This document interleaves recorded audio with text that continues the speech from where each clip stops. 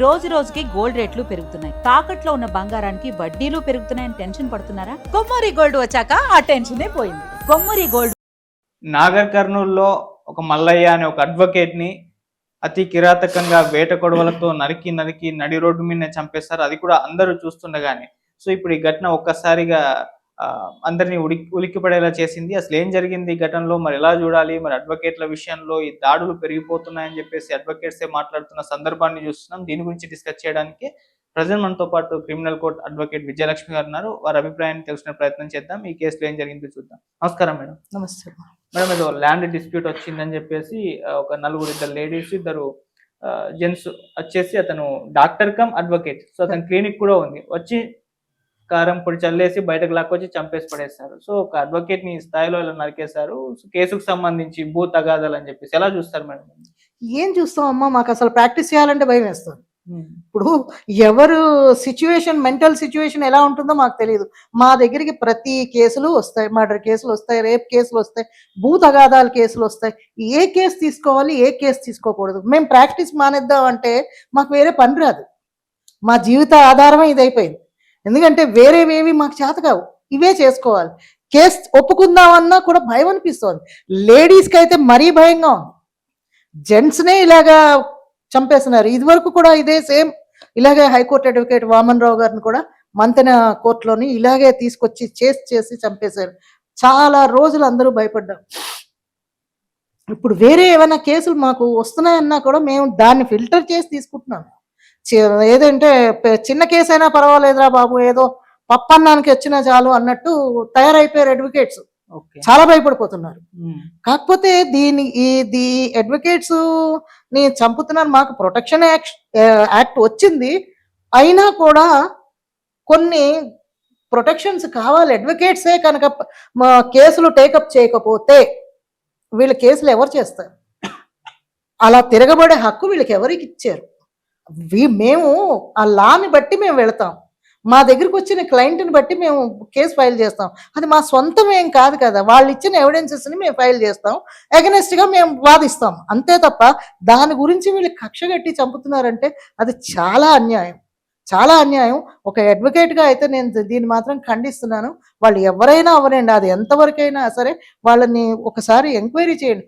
దేని విషయం చంపుతున్నారు? ఈయన ఏమైనా కరప్ట్ చేశాడా? కరప్షన్స్ ఏమైనా ఉన్నాయి అంటే అది తప్పు. అలాగనే అందరు అడ్వకేట్స్ కరప్టెడ్ కాదు. మాకు కావాలి అని మేము అడిగి తీసుకుంటాం ఫీజు, అంటే దానికి ఎక్స్పెండిచర్స్ ఉంటాయి. మీ కేసు దాన్ని బట్టి 5%, 10% పర్సంటేజ్ల లెక్కనే తీసుకుంటాం. అయినా కూడా చంపేస్తే మీ కేసులు వాదించడానికి అడ్వకేట్స్ భయపడుతున్నారు.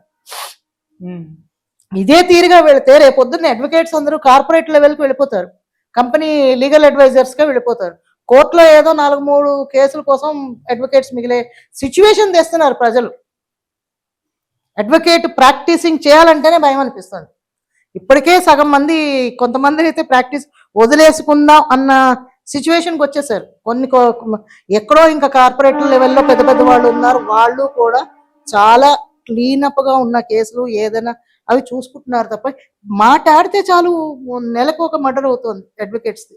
ఒక్కొక్క నెల ఒక్కొక్కరు, సిటీలోని కొంతమంది, అవుట్స్కట్స్లో కొంతమంది. ఇప్పుడు ఇది ఒకటి, ఇప్పుడు మళ్ళీ ట్రెండింగ్ కేసు ఇది, భూ తగాదాలు అని అంటారు. మాకేమైనా భూమి వస్తుందా?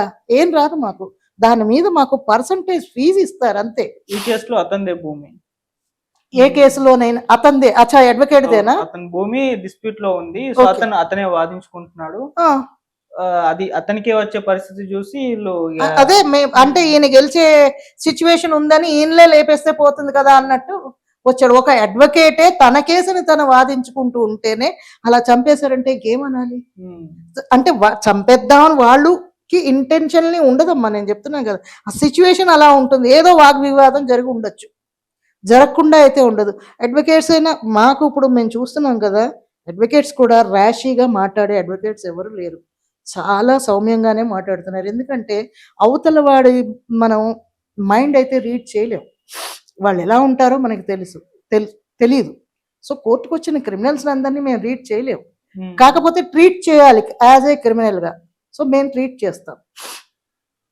మిగతాదంటావా ఫీజు నీకు ఇష్టమైతే ఇయ్యి, లేకపోతే లేదు. రెండే మాటలు. లేదా వేరే అడ్వకేట్ని పెట్టుకోండి. బోల్డ్ మంది అడ్వకేట్స్ ఉన్నారు. అంతేకాని ప్రాణం తీసేస్తే ప్రాణం రాదు కదా. సో గవర్నమెంట్ని కూడా మేము అదే అడుగుతున్నాం. మాకు ప్రొటెక్షన్ లేదు అసలు. ఇప్పుడు పోలీస్ వాళ్ళకి లేదు ప్రొటెక్షన్.